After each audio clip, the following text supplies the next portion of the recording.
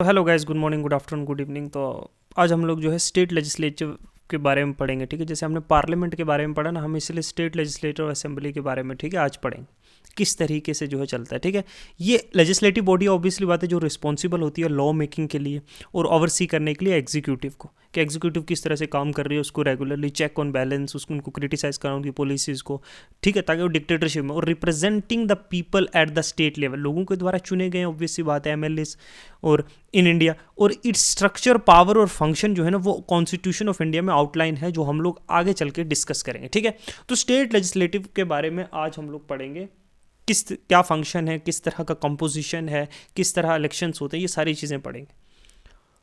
ठीक है, स्ट्रक्चर देखो स्टेट लेजिस्लेटिव असेंबली का, अगर तो आप स्ट्रक्चर देखो ना, तो स्ट्रक्चर जो है यूनिकैमरल भी होता है, आइदर यूनिकैमरल होता है या बाई कैमरल होता है, डिपेंडिंग अपॉन द स्टेट।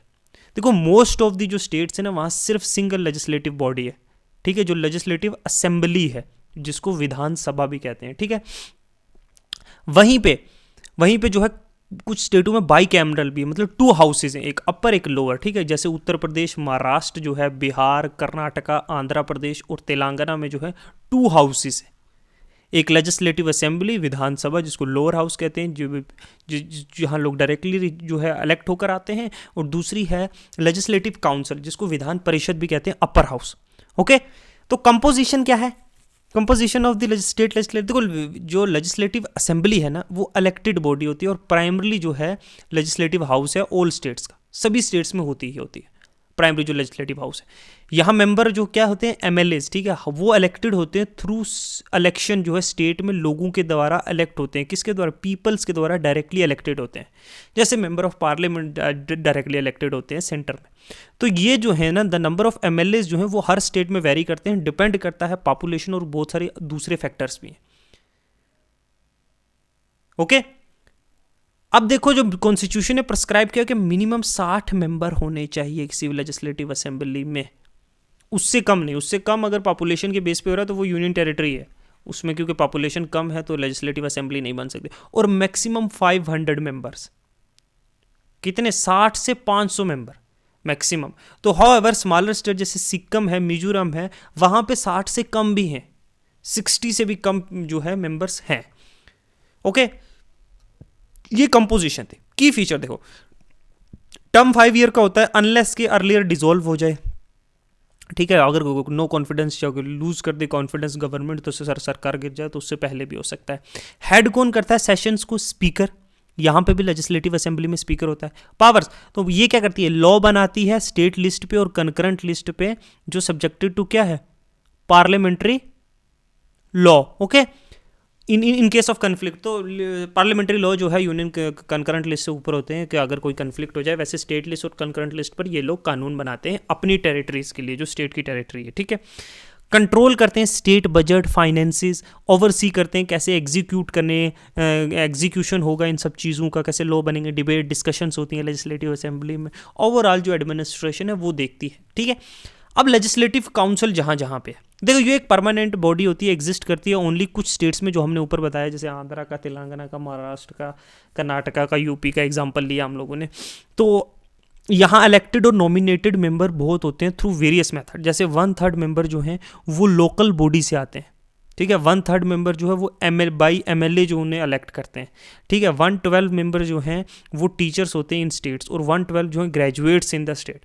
इस तरीके से इनकी कंपोजिशन है। ये काउंसिल ऑफ मैंने जो लेजिस्लेटिव काउंसिल उसमें बैठते हैं, और रेस्ट जो नॉमिनेटेड होते हैं किसी गवर्नर के द्वारा, कुछ स्पेशल फील्ड से, जैसे लिटरेचर से, साइंस से, आर्ट से, सोशल सर्विसेज से। ठीक है, ये सिस्टम। ओके, अब क्या है नॉमिनेटेड मेंबर? देखो, नॉमिनेटेड मेंबर जो स्टेट लेजिस्लेचर में होते हैं, देखो in contest of state legislator India में है, जो नॉमिनेटेड मेंबर होते हैं वो इंडिविजुअल जो अपॉइंट किए जाते हों, कहाँ? लेजिस्लेटिव काउंसिल में, विधान परिषद में, गवर्नर के द्वारा स्टेट के। देयर नॉमिनेशन जो है वो इंश्योर करती है कि डिस्टिंक्शन जो है इंडिविजुअल जो अलग अलग एक्सपर्टीज़ के साथ, उनकी फील्ड, कोई स्पोर्ट्स से है, कोई साइंस एंड टेक्नोलॉजी से है, कोई दूसरी से है, तो वो क्या है? इनरिच करता है लेजिस्लेटिव प्रोसेस, इनकी नॉलेज और एक्सपर्टीज़ जो है हमें काम में आती है। कॉन्स्टिट्यूशनल बेसिस देखो article 171 sub clause 5 of constitution के कहता है इंडिया प्रोवाइड करता है nomination of member legislative council में, गवर्नर जो अपॉइंट करता है 1/6 जो मेंबर है, टोटल मेंबरशिप जितनी है लेजिस्लेटिव काउंसिल उसकी 1/6 मेंबर है ना, ठीक है। एलिजिबिलिटी देखो नॉमिनेटेड मेंबर जो है ना शुड बी इंडिविजुअल जिसके पास कोई स्पेशल नॉलेज या कोई प्रैक्टिकल एक्सपीरियंस हो लिटरेचर में, साइंस में, आर्ट में, सोशल सर्विसेज में। तो ये प्रोविजंस क्या है, ये प्रोविजंस जो है इंश्योर करती है कि लेजिस्लेटिव काउंसिल जो है इन लोगों की एक्सपर्टीज से जो है डाइवर्स पर्सपेक्टिव से कुछ एमिनेंट प्रोफेशनल्स जो हैं जो इलेक्टोरल पॉलिटिक्स का पार्ट नहीं बन सकते, जो वैसे चुने हुए नहीं आ सकते, ऐसे नॉमिनेट किया जाता ताकि इनसे फ़ायदा हो, कुछ इनकी एक्सपर्टीज यूज़ में लाई जाए for administration of the country, for good governance, ठीक है। अब जो है एमएलएस जो चुन के आते हैं वो देखो एक स्टेट को ना टेरिटोरियल कॉन्स्टिट्यूएंसीज में बांटा जाता है, ठीक है। एक ज्योग्राफिकल एरिया में रिप्रेजेंटेशन जो है वहाँ से इलेक्टेड बॉडी की होती है इन कॉन्स्टिट्यूएंसी से। जैसे सेंटर में था 545 550 हम बोल रहे थे कॉन्स्टिट्यूएंसी है पूरे मुल्क, वहाँ से चुन के एमएलए जाते। सिमिलरली स्टेट में भी जो है जो लेजिस्लेटिव असेंबली है विधानसभा में स्टेट लेवल पे, सिमिलरली जैसे लोकसभा में, तो ये कॉन्स्टिट्यूएंसीज बनाई हुई होती हैं। एक तहसील है ना, जैसे तहसील डिस्ट्रिक्ट्स, ठीक है, वहाँ डायरेक्ट इलेक्शन होते हैं, वहाँ से चुन के आते हैं लोग जो है लेजिस्लेटिव असेंबली में बैठने के लिए। देखो सिस्टम जो टेरिटोरियल कॉन्स्टिट्यूएंसीज का है ना वो कॉन्स्टिट्यूशन में दिया हुआ है, जो इंश्योर करता है कि एक इक्विटेबल रिप्रेजेंटेशन हो पीपल का, सब का डाइवर्स कल्चर, हर जगह के लोगों का जो है लेजिस्लेटिव काउंसिल में जो है होना चाहिए, ठीक है। तो ये कुछ की प्रोविजंस हैं रिलेटेड टू कॉन्स्टिट्यूंसी असेंबलीज, ठीक है। ज़्यादातर तहसील्स होती हैं, डिस्ट्रिक्ट्स होती हैं ना, होती है कि नहीं, एक स्टेट में भी स्टेट है उसकी डिस्ट्रिक्ट्स हैं, फिर उसके बीच में तहसील्स हैं, वहाँ एक एक तहसील से एक एक एमएलए जो है चुन के लाया जाता है, ठीक है, ओके। तो आर्टिकल 170 देखो ये डिफाइन करता है कॉम्पोजिशन जो है लेजिस्लेटिव असेंबली स्टेट की, कि स्टेट को डिवाइड किया गया जाएगा टेरिटोरियल कॉन्स्टिट्यूएंसीज में, जो रेशो जो पॉपुलेशन का है ईच कॉन्स्टिट्यूएंसीज का और नंबर ऑफ सीट जो हैं वो यूनिफॉर्म रहेंगी अक्रॉस द स्टेट्स, ठीक है। और जो प्रैक्टिकता के पॉपुलेशन के बेस पे ना आर्टिकल 81 है यहीं पे, जो ये टेरिटोरियल कॉन्स्टिट्यूएंसीज लोकसभा की देखता है, इंश्योर करता है रिप्रेजेंटेशन पॉपुलेशन और ज्योग्राफिकल डिस्ट्रीब्यूशन के हिसाब से हो। अच्छा डिटर्मिनेशन कैसे होता है टेरिटोरियल कॉन्स्टिट्यूएंसीज का, डिलिमिटेशन कमीशन है ना। टेरिटोरियल कॉन्स्टिट्यूशन जो है वो डिलिमिटेशन कमीशन के द्वारा जो है वो क्या की जाती है, बांटी जाती है एक स्टेट की डिफरेंट टेरिटरीज। एक इंडिपेंडेंट बॉडी जो प्रेसिडेंट के द्वारा कॉन्स्टिट्यूट की जाती है, ये कमीशन जो रिस्पॉन्सिबल है रीड्रॉइंग, हर एक जब सेंसस होता है ना 11 हुआ 2011 के बाद, हर एक सेंसस के बाद इन्हें जो है दोबारा से क्या है इनको बांटा जाता है ताकि पॉपुलेशन को जो है एक एडिक्वेट रिप्रेजेंटेशन मिल सके। यानी कहीं एक्सेसिव पॉपुलेशन पे एक ही बंदा है तो कहीं इस कॉन्स्टिट्यूएंसी में कम लोग हैं और बंदा एक है, वैसे नहीं, एक इक्विटेबल होता है।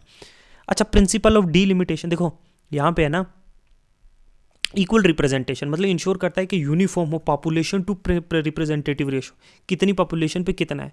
ज्योग्राफिकल कॉन्टिन्यूटी भी है, मतलब बाउंड्री जो है ना वो ज्योग्राफिकली कॉन्टिन्यूस होनी चाहिए, मतलब एडमिनिस्ट्रेटिव कन्वीनियंस कभी कभी ड्रॉ की जाती है कॉन्स्टिट्यूएंसीज के यहाँ तक जो है एडमिनिस्टर किया जा सके, जो है जैसे डिवीजन डिस्ट्रिक्ट्स और तहसील के मैंने आवा, ठीक है। सेंसस बेस देखो डिलिमिटेशन है ना वो इंट्रोड्यूस वो क्या कैसे डिलिमिटेशन जो है वो कंडक्ट की जाती है सेंसस के डाटा के अकॉर्डिंगली। हाउएवर जो पोस्ट 42nd अमेंडमेंट एक्ट के बाद जो पॉपुलेशन फिगर है डिलिमिटेशन के वो 2026 तक जो है हमने फ्रोज कर दिया, मतलब तब तक डिलिमिटेशन नहीं होगा, ऐसे सीट्स बढ़ेंगी कम होंगे नहीं, क्योंकि वेरियस थे डिस्करेज करने के लिए लोगों को, पॉपुलेशन कंट्रोल करने के लिए और बहुत ही सारे मेजर थे। अब रिजर्वेशन ऑफ सीट जो है एसटीज़ और एससीज़ के लिए देखो कॉन्स्टिट्यूशन जो इंडिया वो रिजर्वेशन प्रोवाइड करता है लेजिस्लेटिव में इंश्योर करने के लिए कि जो एससी और एसटीज़ कम्युनिटीज़ हैं जो पॉलिटिकली रिप्रेजेंटेटेड नहीं है उनको एक इंश्योरली पॉलिटिकल रिप्रेजेंटेशन मिले वेरियस लॉ मेकिंग ब्रांचेस में। तो ये मेजर क्या अपलिफ्ट करने के लिए जो हिस्टोरिकली डिसएडवांटेज्ड कम्युनिटीज़ हैं और इंश्योर करने के लिए जो पार्टिसिपेशन इनका लेजिस्लेटिव प्रोसेस में। अब आर्टिकल 332 देखो ये प्रोवाइड करता है रिजर्वेशन ऑफ सीट एससी और एसटीज़ के लिए कि कहाँ लेजिस्लेटिव असेंबली में, विधानसभा में स्टेट के। आर्टिकल 34 मैं ये आर्टिकल्स इसलिए बीच में डाल रहा हूँ कि याद रहे ना रहे, बट आपको कहीं एक जगह मिल जाएंगे ना सब, जैसे कौन सा, अगर पूछ ही ले एससी और एसटीज को रिजर्वेशन जो लेजिस्लेटिव असेंबली में है, कौन सा आर्टिकल है जो प्रोवाइड करता है कॉन्स्टिट्यूशन में? आर्टिकल 332। आर्टिकल 334 क्या कहता है? इनिशियली जो रिजर्वेशन थी वो ऑफर थी 10 साल के लिए, अप टू 1950 कॉमन, मतलब 1950 में जब कॉन्स्टिट्यूशन लागू हुआ उससे 10 साल तक, 1960 तक थे, लेकिन ये पीरियड जो है मैक्सिमम टाइम जो है एक्सटेंड होता रहा। अभी कब तक है? 2030 तक, और शायद उसके बाद दोबारा अमेंडमेंट आए और फिर 2040 तक कर दें। कॉन्स्टिट्यूशनल प्रोविजंस क्या है? क्वालिफिकेशन जो है, क्वालिफिकेशन भी तो चाहिए ना। देखो आर्टिकल 173 ऑफ कॉन्स्टिट्यूशन जो है वो एलिजिबिलिटी क्राइटेरिया ले करता है जो मेंबरशिप के लिए, इलेक्शन लड़ने के लिए। रिप्रेजेंटेशन ऑफ पीपल एक्ट है जो 1950 में, वो भी एडिशनल जो स्टैट्यूटरी कंडीशंस जो है, जो किसी को एमएलएज के इलेक्शन जो है उसको उसमें खड़ा होने के लिए, कंटेस्ट करने के लिए क्या क्या चीज़ें होनी चाहिए। पहला तो वो सिटीजन होना, सिटीजनशिप, वो इंडियन सिटीजनशिप होनी चाहिए उसके पास। स्टेट लेजिस्लेटिव असेंबली में उसकी 25 साल उम्र होनी चाहिए, या उससे मोर भी हो तो भी चलेगी, तो भी वो नॉमिनेशन इनरोल कर सकता। इलेक्टोरल रोल, जो पर्सन जो रजिस्टर कर रहा है वो उस कॉन्स्टिट्यूंसी से जो है वोटर भी होना चाहिए विद इन द स्टेट, मतलब वो किसी कॉन्स्टिट्यूंसी में उस स्टेट से वोटर भी होना चाहिए जहां से वो इलेक्शन के लिए खड़ा हो रहा है उस, ठीक है। नो डिस्क्वालीफाई, देखो a candidate must not be disqualified under any provision of constitution और रिप्रेजेंटेशन ऑफ पीपल। कि समझे कि नहीं बात, इसको समझे। एक candidate must not be disqualified, कि वो ये जो किसी प्रोविजन ऑफ कॉन्स्टिट्यूशन या रिप्रेजेंटेशन ऑफ पीपल एक्ट के किसी भी जो क्लॉज से के को अगर देखें तो वो उसमें जो है वो डिस्क्वालीफाइड नहीं होना चाहिए, वो सारी चीज़ें फुलफिल होनी चाहिए तभी वो होगा, ठीक है। अब डिस्क्वालिफिकेशन फॉर मेंबरशिप, अब मेंबर पहुंच चुका है पार्लियामेंट में, वो एमएलए बन चुका है। A person can not become a member of state legislative assembly अगर वो कोई ऑफिस ऑफ प्रॉफिट होल्ड करता है, या इंडिविजुअल जो होल्डिंग इन ऑफिस जो प्रोवाइड करता है, कोई उसको मॉनेटरी बेनिफिट को मिलता है गवर्नमेंट के किसी इंस्टीट्यूशन से, तो वो भी वो नहीं होल्ड कर सकता, मेंबर नहीं बन सकता। अनसाउंड मैनर, अगर कोर्ट ने डिक्लेयर कर दिया है अनसाउंड मैनर या डिस्चार्ज इंसॉल्वेंट, या फिर डिक्लेयर कर दिया है कि ये किसी भी कॉम्पिटेंट कोर्ट के द्वारा। क्रिमिनल कन्विक्शन, देखो कन्विक्टेड ऑफ सर्टन ऑफेंस, या जो क्या है इलेक्शन में खड़े होने से मना करते हैं किसी स्पेसिफिक पीरियड के लिए under representation of people act, तो भी वो मेंबर नहीं हो सकता, वो भी मेंबरशिप उसकी खो जाएगी। डुअल मेंबरशिप, वो एमएलए नहीं में रह सकता। ऑलरेडी होल्डिंग कोई मेंबरशिप, या मतलब स्टेट लेजिस्लेटिव असेंबली में या लेजिस्लेटिव काउंसिल में या पार्लियामेंट ऑफ इंडिया में, अगर कहीं एक जगह भी वो ऑलरेडी इलेक्टेड है तो या नॉमिनेटेड है, तो वो दूसरी पोस्ट के लिए वो नहीं बन सकता। मतलब अगर वो एमपी है, मेंबर ऑफ पार्लियामेंट है, तो वो स्टेट में एमएलए थोड़ी रह सकता है, या चीफ मिनिस्टर थोड़ी बन सकता है। तो ये चीज़ें, फेलियर टू लॉज, मतलब failure to lodge election account, समझे कि अगर कोई इंडिविजुअल जो है कि उसने इलेक्शन में कितना खर्चा किया है उस स्पेसिफिक टाइम और मैनर में, अगर वो ये चीज़ें सबमिट नहीं करता इलेक्शन कमीशन ऑफ इंडिया को, फेल हो जाए सबमिट करने में एक स्पेसिफिक टाइम और मैनर में, तो भी वो मेंबर से जो है नहीं बनेगा, ठीक है। ओथ का, ठीक है, एवरी मेंबर जो है लेजिस्लेटिव असेंबली का या लेजिस्लेटिव काउंसिल का कोई एमएलए है या एमपी है, तो उसे एक ओथ लेनी पड़ेगी। आई अपना नाम have been elected and member of legislative council of या लेजिस्लेटिव असेंबली फलाना स्टेट का नाम, और do swear in the name of God, या फिर सोलोमनली अफेयर कि मैं फेथफुली एलिजेंस जो कॉन्स्टिट्यूशन ऑफ इंडिया को दिखाऊंगा, जो लॉ एस्टैब्लिश है उसके प्रति, और मैं जो है फेथफुली डिस्चार्ज करूंगा duty which I am about to enter. अब इसमें क्या है, देखो, ठीक है, ये चीज़ है। और ओथ जो है वो एडमिनिस्टर किसके थे? गवर्नर एडमिनिस्टर करता है oath of ministers for member जो है। देखो मेंबर्स, देखो चीफ मिनिस्टर के लिए और जो मिनिस्टर्स के लिए वो तो ओथ गवर्नर करता है। अब देखो for member of legislator the oath is administered by governor, या फिर उसको गवर्नर किसी को अपॉइंट कर देगा, ठीक है। बाइंडिंग ऑब्लिगेशन, देखो taking the oath is a constitutional requirement, constitution क्योंकि प्रिस्क्राइब करता है कि ओथ लेनी पड़ेगी, और must be completed before assuming the office या प्रैक्टिसिंग इन। बिना, देखो आप वोट नहीं कर सकते हो लेजिस्लेटिव असेंबली में बिना ओथ लिए, प्रैक्टिस नहीं कर सकते हो लेजिस्लेटिव प्रोसीडिंग्स में, अज्यूम नहीं कर सकते हो ऑफिस बिना ओथ लिए। लीगल कॉन्सिक्वेंस, अगर आप you fail to take oath means के इंडिविजुअल जो है वो फंक्शन नहीं कर सकता ऑफिस में, कैपेसिटी, उसका रोल जो है, उसकी पावर जो है एसोसिएटेड विद इट, वो नहीं परफॉर्म कर सकता until he performs the oath, ठीक है, क्योंकि ये कॉन्स्टिट्यूशनल ऑब्लिगेशन है। ओके, समझे कि नहीं समझे? एक और चीज़ है, वेकेशन ऑफ सीट। देखो वेकेशन ऑफ सीट्स मतलब सर्कमस्टांसेस कुछ ऐसे भी आ सकते हैं जहां पे जो क्या है, कौन कौन से सर्कमस्टांसेस में जो है अपनी सीट जो है वैकेंट रह सकती है, मतलब रेजिग्नेशन आर्टिकल 190 के अंडर के मेंबर जो है रिजाइन कर सकता है स्पीकर को लेजिस्लेटिव असेंबली को लिख के कि मैं रिजाइन कर रहा हूँ, या फिर चेयरमैन को लेजिस्लेटिव काउंसिल के। तो रेजिग्नेशन जो है वो वॉलेंट्री होना चाहिए, किसी की जोर ज़बरदस्ती नहीं होनी चाहिए और जेन्युइन होना चाहिए, और स्पीकर वो रिजेक्ट भी कर सकता है अगर वो बिलीव करे कि ये जेन्युइन नहीं है। ठीक है, इस तरीके से रेजिग्नेशन दे के भी सीट वैकेंट हो सकती है। फिर डिस्क्वालिफिकेशन से भी सीट, देखो ए मेंबर में भी डिस्क्वालीफाइड अगर वो कोई ऑफिस ऑफ प्रॉफिट है, या अनसाउंड मैनर है, या डिस्चार्ज इंसॉल्वेंट है, या सिटीजन ऑफ इंडिया नहीं रहा, या वॉलेंटरी एक्वायर कर लेता है किसी दूसरे मुल्क की सिटीजनशिप, या डिफेक्शन जो under 10th law, anti defection law जो आगे हम पढ़ेंगे उसके अंडर जो है, इन सब के अंदर भी जो है वो डिस्क्वालीफाइड हो सकता है। समझे? नहीं समझे? क्या समझे? मतलब दूसरे मुल्क की अगर सिटीजनशिप ले लेता है या अपने मुल्क की सिटीजनशिप नहीं रही, ठीक है, तो भी वो डिस्क्वालीफाइड हो सकता है। Absence without permission under article 19 sub clause 4, कि अगर मेंबर जो है एब्सेंट है सभी मीटिंग से 60 दिन तक बिना बताए, हाउस की परमिशन लिए बिना, तो उसकी सीट ऑटोमेटिकली वैकेंट हो जाएगी। डबल मेंबरशिप, अगर पर्सन जो है इलेक्ट हो गया स्टेट लेजिस्लेटिव या पार्लियामेंट में, या फिर दोनों सीट पे एट द सेम टाइम और डिफरेंट हाउसेज में लेजिस्लेचर के, है ना, लोकसभा और लेजिस्लेटिव काउंसिल और लेजिस्लेटिव असेंबली में, तो एक ना एक सीट उसे वैकेंट करनी पड़ेगी एज प्रिस्क्राइब बाय लॉ। ठीक है, इस तरीके से भी उसकी एक सीट वैकेंट हो सकती है। फिर हो सकती है डेथ या इनकैपिटेशन, मतलब अगर सीट वैकेंट भी हो सकती है अगर उसकी मृत्यु हो गई, ऑब्वियसली फिर तो होगी ही ना, या वो फिजिकली या मेंटली जो है वो इनकेपेबल है, वो अपनी ड्यूटी अब परफॉर्म नहीं कर सकता फिजिकली या मेंटली, तो भी उसकी सीट वैकेंट हो जाएगी। ठीक है, election set aside by court, अगर किसी मेंबर का किसी एमएलए का या एमएलसी का जो है इलेक्शन जो है कोर्ट ने इनवैलिड और या वॉइड डिक्लेयर कर दिया है कि ये जो है इलीगल डिक्लेयर किया, तो सीट तब भी वैकेंट हो जाएगी। ठीक है, अब हम पढ़ेंगे रोल ऑफ द चेयरमैन और स्पीकर जो क्या है इसमें। ठीक है, देखो स्पीकर जो लेजिस्लेटिव असेंबली का या चेयरमैन जो है लेजिस्लेटिव काउंसिल को, उसके पास फाइनल अथॉरिटी है कि क्या वो रेजिग्नेशन मान रहा है या डिसक्वालिफिकेशन के केस में, है ना, जब डिफेक्शन हो, या हालांकि ये जो है एक्सेप्ट अंडर जुडिशियल रिव्यू। ठीक है, ये जुडिशियल रिव्यू के अंदर ही है, ये मतलब स्पीकर का और या चेयरमैन का लेजिस्लेटिव काउंसिल के केस में डिसीजन फाइनल होगा। ठीक है, अब हम नेक्स्ट चलते हैं।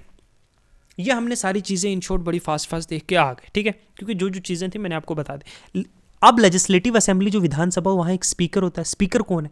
जो प्रोसीडिंग्स हैं असेंबली की, विधानसभा की या विधान परिषद की, उसमें बैठता है ना। अब विधानसभा में जो है लेजिस्लेटिव असेंबली में जो स्पीकर है, स्पीकर जैसे लोकसभा में है स्पीकर, राज्यसभा में चेयरमैन, तो इलेक्टेड जो है वो मेंबर्स के द्वारा इलेक्टेड किया जाता है लेजिस्लेटिव असेंबली। रिस्पॉन्सिबिलिटीज उसकी क्या है, उसकी क्या जिम्मेदारी है कि कंडक्ट करना, कि प्रोसीडिंग्स और मेंटेन करना, हाउस का डिसिप्लिन और हाउस के जो काम काज है कंडक्ट करना, वो स्पीकर की ड्यूटी है।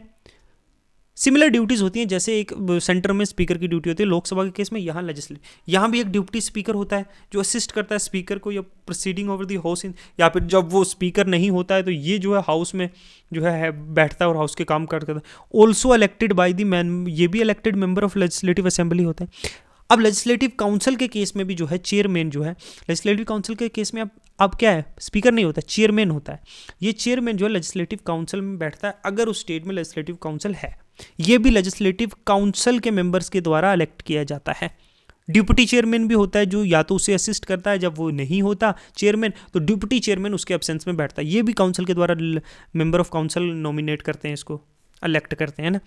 ठीक है, तो ये चीज़ है। टेन्यूर इनका देखो, इलेक्शन जो है ना, बहुत स्पीकर लोकसभा जो और जो राज्यसभा, सॉरी लोकसभा नहीं, लेजिस्लेटिव असेंबली और लेजिस्लेटिव काउंसिल के जो है ना, वो स्पीकर और डिप्टी स्पीकर जो हैं, या फिर जो है वो अपने मेंबर में से इलेक्टेड अमॉन्ग द मेंबर जो लेजिस्लेटिव का रिस्पेक्टिव हाउस है, एक सिंपल मेजोरिटी के साथ जनरल रिक्वायर्ड होती है इनके इलेक्शन के लिए। टेन्यूर होता है जब तक कि डिसोल्यूशन ना हो जाए असेंबली का, या टर्म ऑफ जो काउंसिल है, या फिर टर्म ऑफ काउंसिल। ठीक है, ये रिमूव किए जा सकते हैं बाई रेजोल्यूशन जो मेजोरिटी ऑफ द हाउस पास करेगा तब।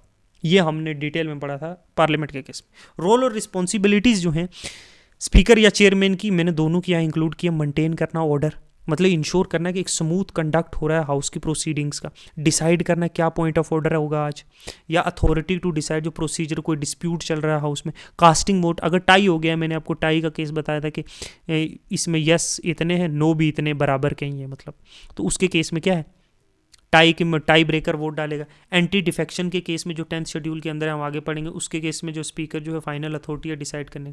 रिप्रेजेंटेशन, रिप्रेजेंट करता है हाउस को सारे एडमिनिस्ट्रेटिव और जुडिशियल मैटर्स में, ठीक है। डिप्टी स्पीकर भी सेम करें, डिप्टी प्रोवाइड करता है जब एब्सेंट या अनेबल हो स्पीकर या चेयरमैन, तो उस केस में जो है डिप्टी स्पीकर या डिप्टी चेयरमैन होता है, ठीक है। वो असिस्ट करता है एडमिनिस्ट्रेटिव और प्रोसीजरल फंक्शंस में, ओके, ठीक है। अब session of state legislative assembly, ठीक है। स्टेट लेजिस्लेटिव असेंबली, देखो समनिंग, देखो कॉन्स्टिट्यूशनल प्रोविजंस क्या है। आर्टिकल 174 का जो है sub clause 1 of the constitution के गवर्नर जो है स्टेट का, उसके पास पावर है कि वो लेजिस्लेटिव असेंबली को समन कर सकता है एक स्पेसिफिक टाइम और प्लेस पे। टाइम और प्लेसेस मतलब समन कर सकता है कि वह वापस हाउस में जो सेशन होते हैं ना हाउस के, क्योंकि 6 मंथ का गैप नहीं होना चाहिए, एटलीस्ट 2 से 3 सेशंस तो होते ही होते हैं। तो ये जो है चीफ मिनिस्टर जो है इनको एडवाइस करता है कि हाउस को समन किया जाए ना। तो council of minister headed by chief minister वो एडवाइस करते हैं गवर्नर को कि समन किया जाए सेशन को, ठीक है, ओके। अब एडजर्नमेंट इन स्टेट लेजिस्लेटिव, देखो एडजर्नमेंट जो है वो टेम्परेरी सस्पेंशन होता है लेजिस्लेटिव की सीटिंग का। मतलब लेजिस्लेटिव असेंबली बैठी हुई है, अपने काम काज करे, बिल पास करे, तो प्रोसीडिंग ऑफिसर जो होता है लोकसभा का, जो स्पीकर होता है, या फिर स्टेट लेजिस्लेटिव काउंसिल में जो चेयरमैन होता है, ये जो है हाउस को टेम्परेरी सस्पेंशन हो गया। एडजर्नमेंट जो होता है इसको टेम्परेरी, मतलब ये जो है ये एक प्रोसीजरल टूल है जो रेगुलेट करता है फंक्शनिंग। और देखो एडजर्नमेंट फॉर द डे, मतलब हाउस को एक दिन के लिए हाउस की प्रोसीडिंग को सस्पेंड कर दिया है कि नेक्स्ट शेड्यूल सीटिंग में जो है हम डिसाइड किया होगा कि चलो आज सैटरडे था, आज सस्पेंड कर दिया, मंडे से जो है सीटिंग होगी। टिपिकली जो है ये फॉलोइंग द डे, मतलब adjournment for a specific period. एक तो एडजर्नमेंट फॉर डे है कि चलो फ्राइडे को एडजर्न कर दिया, आज खत्म, यही कल सैटरडे से स्टार्ट कर दिया। एक एडजर्नमेंट स्पेसिफिक पीरियड के लिए होता है, ठीक है। ये एक लॉन्ग ड्यूरेशन के होला, such as over the weekend और हॉलीडेज, मतलब 3-4 दिवाली की छुट्टियों में स्पेसिफिक पीरियड के लिए, 4 दिन के लिए, 5 दिन के लिए, हम बाद में मिलेंगे दिवाली के बाद। एडजर्नमेंट सैंडाइज जो ये तब होता है जब बिना कोई डेट बताए, एडजर्नमेंट सैंडाइज में कोई दिन नहीं बताया जाता कि कब नेक्स्ट सीटिंग होगी। इसको ये माना जाता है कि इफेक्टिवली क्या कर देता है, उस सेशन को ये एंड कर देता है जो करंट सीटिंग होती है। बट ये सेशन इटसेल्फ इज नॉट प्रोपोग्यूट। अब प्रोरोग्यू नहीं हुआ है सेशन, स्पीकर ने बोल दिया, वो प्रोरोग्यू कौन करेगा, गवर्नर करेगा। स्पीकर ने बोला एडजर्नमेंट सैंडाई कर दी कि होट के सारे। अब प्रोरोगेशन कैसे होती है स्टेट, देखो प्रोरोगेशन जो है ना, ये एक फॉर्मल टर्मिनेशन ऑफ सेशन है स्टेट लेजिस्लेटिव असेंबली का, विधानसभा का या स्टेट लेजिस्लेटिव काउंसिल का, विधान परिषद का। ये किसके द्वारा किया जाता है, गवर्नर उस स्टेट का करता है प्रोरोग्यू। अनलाइक एडजर्नमेंट जो टेम्परेरी सस्पेंड करता है हाउस की प्रोरोगेशन प्रोसीडिंग्स को, प्रोरोगेशन क्या करता है, वो सेशन ही खत्म, जैसे विंटर सेशन है वो बिल्कुल सेशन खत्म, अब नेक्स्ट सेशन जब गवर्नर दोबारा बुलाएंगे तब होगा, ठीक है। कीपिंग इन जो है जो session while keeping the legislature in extension existence, legislature है डेजोल्यूशन में खत्म होता है ना, बिल्कुल जो लेजिस्लेटिव असेंबली है वो एक्सटिंक्ट हो जाती है क्योंकि डेजोल्यूशन हो गया। ये क्या प्रोरोगेशन, कॉन्स्टिट्यूशनल प्रोविजन कौन सा है, article 174 sub clause 2 sub clause है ऑफ कॉन्स्टिट्यूशन। गवर्नर के पास अथॉरिटी है कि वो प्रोरोग्यू कर सकता है स्टेट लेजिस्लेचर को। ये पावर जो है एक्सरसाइज की जाती है किसके एडवाइस पे, चीफ मिनिस्टर के और काउंसिल ऑफ मिनिस्टर्स की, ठीक है। ये पावर जो एक्सरसाइज की जाती है किसके एडवाइस पे, चीफ मिनिस्टर के और काउंसिल ऑफ मिनिस्टर के एडवाइस पे, ठीक है, ओके।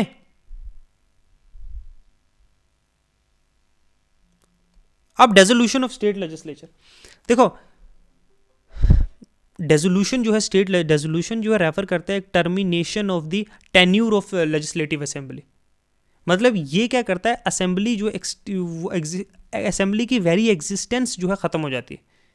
अब फ्रेश इलेक्शन, अब जो है नई असेंबली बनाने के लिए जो है वो नए इलेक्शन करवाने पड़ेंगे, फिर नई असेंबली बनेगी, फिर दोबारा बैठेगी, ठीक है। अनलाइक जो एडजर्नमेंट या प्रोरोगेशन है या डेजोल्यूशन जो है वो परमानेंट है और अप्लाई करता है ओनली टू लेजिस्लेटिव असेंबली और लेजिस्लेटिव काउंसिल को नहीं, क्योंकि वो तो परमानेंट बॉडी है, वो कभी डिसॉल्व नहीं होती है। तो लेजिस्लेटिव असेंबली जो है डेजोल्यूशन पे, मतलब वो लोकसभा खत्म हो गई, अब नए सिरे से होगा स्टार्ट, ओके। कोरम कितना होना चाहिए स्टेट लेजिस्लेटिव असेंबली में, देखो कोरम को क्या कहते हैं कि मिनिमम कितने लोग होने चाहिए प्रेजेंट हाउस में कि हाउस का जो है काम काज जो है कंडक्ट हो सके, उसका बिजनेस इंश्योर कर सकते, डिसीजन और डेलिब्रेशन जो हैं वो किए जाएं ताकि सफिशिएंट नंबर ऑफ रिप्रेजेंटेटिव हों, इसके लिए कॉन्स्टिट्यूशनल प्रोविजन भी आर्टिकल 189(3) ऑफ कॉन्स्टिट्यूशन के स्पेसिफिक जो कोरम होना चाहिए आइदर हाउस ऑफ जो लेजिस्लेचर में, वो कितना होता है 1/10, मतलब 10% लोग, जितने लोग हैं उसके 10% लोग जो है, ये देखो ना 1/10 लोग होने चाहिए टोटल मेंबर जो है लेजिस्लेटिव असेंबली के। अगर 50 हैं फॉर एग्जांपल, तो कितना है 10%, 5 मेंबर्स, वो बहुत कम हो गया ना। लेजिस्लेटिव असेंबली ऑफ स्टेट में देखो, लेजिस्लेचर प्रोसीजर्स के बारे में अब हम पढ़ते हैं कि स्टेट में कैसे बिल्स पास होते हैं। देखिए सिमिलर है जैसे पार्लियामेंट का है, बट फिर भी मैं एक बार आपको बता देता हूँ, ठीक है। सीरीज ऑफ स्टेप्स हैं जिसमें जो है लॉ जो प्रपोज किया जाता है, फिर उस पर डिलिबरेटेड होती है, फिर इनेक्ट होता है। ये प्रोसेस इंश्योर करता है कि जो एग्जामिनेशन है वो प्रपोज लेजिस्लेटिव को रिफ्लेक्ट करे, and it will be reflected by the elected जो इलेक्टेड रिप्रेजेंटेशन उस पर क्लियरली डिस्कस करें, उसके फ्लॉज, उसकी खामियां, उसकी खूबियां, सब कुछ देखें, ठीक है। स्टेजेस ऑफ डेवलपमेंट देखो, सबसे पहले बिल इंट्रोड्यूस होता है। जब बिल जो है एक ड्राफ्ट प्रपोजल जो है, एक नया लॉ या कोई अमेंडमेंट जो है किसी एग्जिस्टिंग लॉ का, ठीक है, इंट्रोडक्शन ऑफ बिल। फिर क्या होता है, इसमें 3 टाइप के, एक मैंने बताया था ऑर्डिनरी बिल होता है जो जनरल मैटर, एक मनी बिल होता है जो exclusively with the financial matters के साथ डील करता है, जो आर्टिकल स्टेट में क्या है 199, ठीक है, फाइनेंशियल मैटर जिसमें फाइनेंशियल प्रोविजंस भी होती हैं, but not a money bill. अब कॉन्स्टिट्यूशनल अमेंडमेंट बिल नहीं होता है, क्यों? ये लिखा हुआ एप्लीकेबल इन सर्टन सर्कमस्टांसेस नहीं, कॉन्स्टिट्यूशनल का जो है वो अमेंडमेंट सिर्फ पार्लियामेंट करती है, ठीक है। इंट्रोडक्शन देखो, बिल जो है वो bill can be introduce in either house, by cameral है अगर तो दोनों हाउस में किसी में, और लेजिस्लेटिव असेंबली अगर सिंगल हाउस है तो उसी में होगा, और मनी बिल सिर्फ लेजिस्लेटिव असेंबली में इंट्रोड्यूस हो सकता है, ठीक है। दूसरी चीज़, जब बिल इंट्रोड्यूस हो गया है, ठीक है, फर्स्ट रीडिंग होगी, जो बिल है वो इन्वॉल्व करता है, अगर फॉर्मल इंट्रोडक्शन ऑफ बिल, तो कोई डिटेल डिस्कशन इस स्टेज पे नहीं होती है, जो फर्स्ट रीडिंग होती है ना। मेंबर्स जो है में अपोज, इंट्रोडक्शन उसकी अपोज कर सकते हैं ना, बट यूजुअली अलाउ किया जाता है प्रोसीड करने के लिए, ठीक है।